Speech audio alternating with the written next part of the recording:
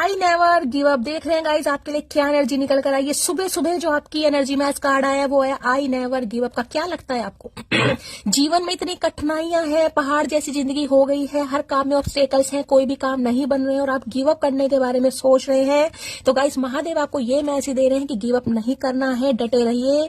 देखिए जो इंसान सिर्फ इस बात पर विश्वास करता है कि पूरा ब्रह्मांड उसके साथ है, तो वो ही एनर्जी आप रिसीव करते हैं। तो हो सकता है आपके इम्तिहान की घड़ी है, और जो इंसान इम्तिहान में पास होता है देखिए उसकी जीत निश्चित है। तो महादेव आपको यही कह रहे हैं कि कठिनाइयों से डरना नहीं है।